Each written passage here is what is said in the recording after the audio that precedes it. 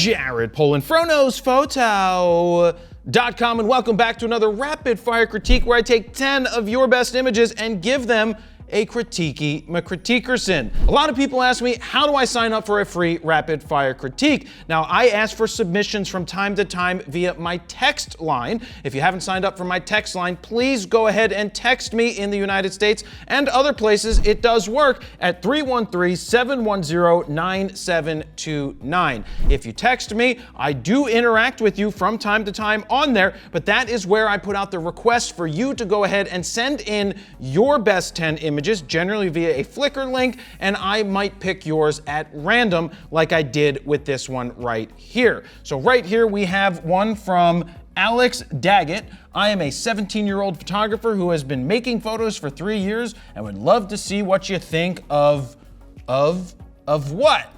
Of what? Of my work. P.S. I shoot RAW. Well, you better damn well shoot RAW, kid. If you don't shoot RAW, I will yell at you. All right, so what do we got here? We've got a Canon EOS R with the 70-200 2.8 DG-OS HSM, so that is the Sigma version. So that's an adapted one. We're at ISO 200, 1/2000th of a second at 2.8. I'm really happy to see a good piece of glass on there. I know it's not easy for getting good glass at a young age, and I'm not gonna look into, oh, this person's so lucky, their parents brought them everything. I don't know that. It's possible that the kid worked his ass off and was able to earn it cutting lawns or milking old ladies. No, getting milk for old ladies, different. There's a difference there. I meant getting milk, that's a thing. Anyway, in terms of images, I like the shot, but I don't know that it's sharp. I think it's shot too tight, and we don't see the ground in there. Now, I'm no expert when it comes to front tail slide ollie oops or a backside 360 McTwist. I don't know anything about this, okay? But I do know a little bit. And I feel that a lot of people make the mistake when they're first starting out, they shoot everything too tight.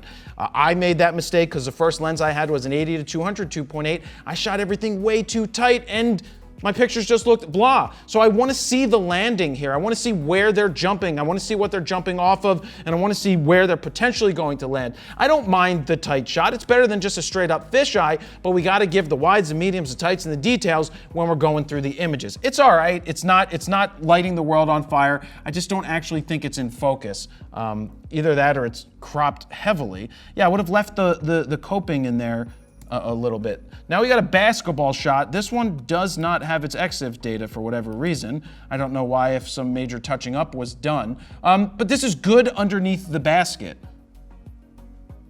I guess it's sharp enough. He's frozen in time up there. That's good. We can see that the basket is up there. We can see the defender going up for the block, so that's fine. I think it's a pretty good basketball shot. Sometimes you may want to shoot a little wider under the basket, but you nailed it here, so that definitely does work. You froze the action very well. What do we have here? We've got the 135 f2.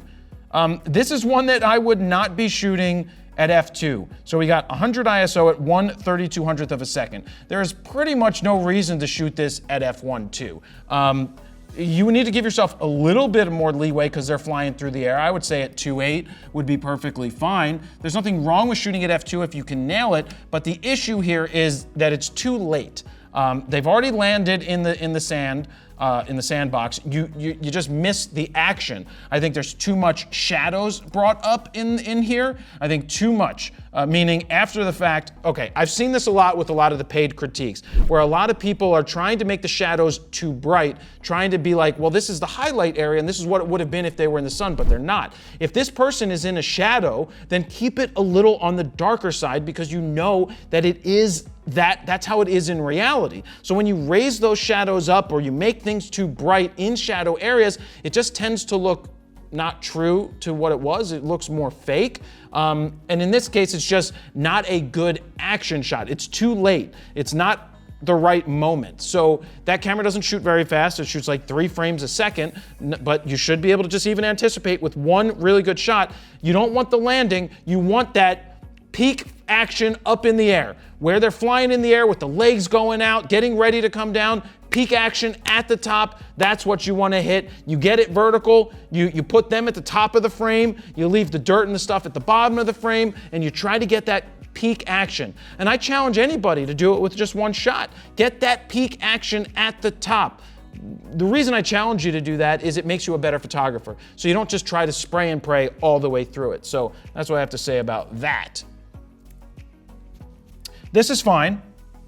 I don't have EXIF data here for some reason, but this is good. I like the out of focus people drawing you into the in focus person, the ESPN interviews going on. We've got the camera person here. We've got the person being interviewed right here. We know it's basketball because it says Mavs. It's probably the Dallas Mavericks. And I don't mind this person right here taking up the whole right-hand part of the frame. It creates 3 dimensions and draws you in. Another thing you can do in the future with a shot like this is also get wider. You know, you can get the tight shot to get the interview, but take a step back and get the whole scrum and everybody waiting to see what's going on or waiting around to listen. Think about that as well. All right, so that's a little better in terms of skateboard. What do we got here? 70-200, 2.8. We're at f4 on this one. 500 ISO, 1/2000. That's fine. It's also still a little on the bright side with the editing. It looks like it's probably near sundown, or I'm not even sure what's going on in the background here. It's some interesting color. Because look at the skin tones. The skin tones are being thrown off. Actually, it looks like the sun's over there. So it's got to be sundown. Bring this down, and I think you'll be much better off. But you think it's way too hot. But I like it now because we see what they're jumping off of. We see where the potential landing could be, and you nailed it. So I'm happy with that. 95 millimeters, 1/640th is fine. 200 ISO. I would want to be faster if they were moving, but good to see you make it slower for when they're not. It's a fine shot. Right? It's a picture, it's a headshot, it's a guy. Focus is going to be difficult to get through the plastic, but this is one of those things where, cool, it's a tight headshot of a non-action player.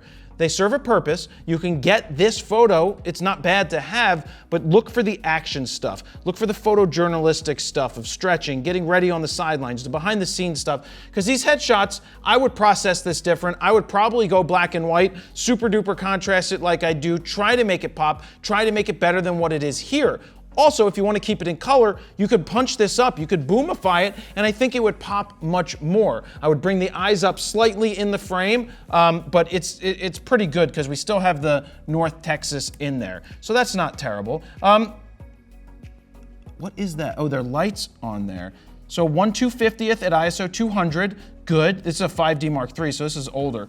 70-200, 2.8, yeah, fine. Like that works. We've got the people out of focus in the background. She's good right there. That's fine. I do want to remind you though, if you do want to get a rapid fire critique, a 15-minute recorded rapid fire critique with me, go on over to froknosphoto.com/mentorship. 99 bucks, you get your critique. I go ahead and critique your stuff and boom. Or if you want to get a live one-on-one mentorship with me, you can go ahead and get one right here on froknosphoto.com/mentorship. There's also some sample ones so you can see what a recorded one looks like and you can see what a live one looks like. And as well as some testimonials. So let's get back to this next image. All right, so we've got Black Lives Matter protest, or I don't even know if it's a protest, it's a march.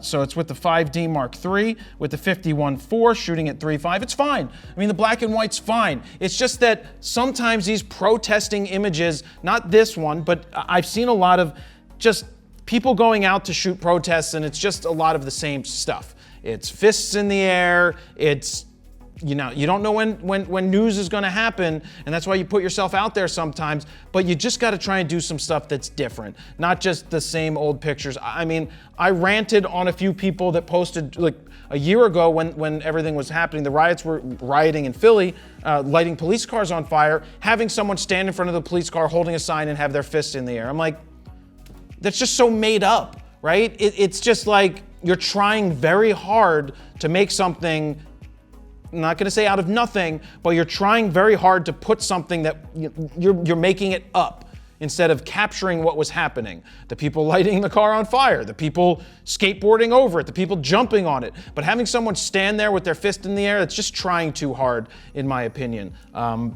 Let's keep going. All right, another skateboard one, this time with the 24-70 at 24 millimeters. That's fine from down low. You gotta bring down, I'm editing in my head, you gotta bring down that exposure. It's too bright. Bring it down, pump that contrast up, and you'll be much better off. It's just about a half a stop to a almost 3/4 of a stop over. You bring that down, it's going to be much better. That is a nice looking black and white. I'm happy with that. That's done with the EOS R as well. 182 millimeters.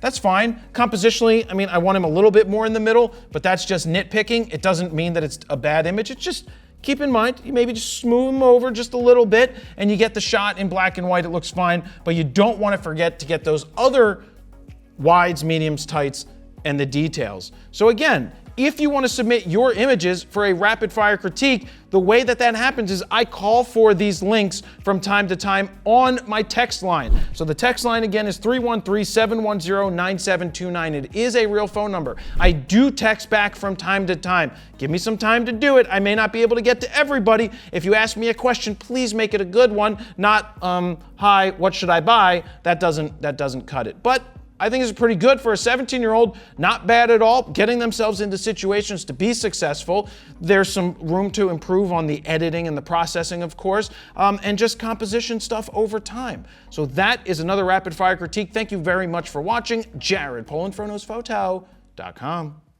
See ya.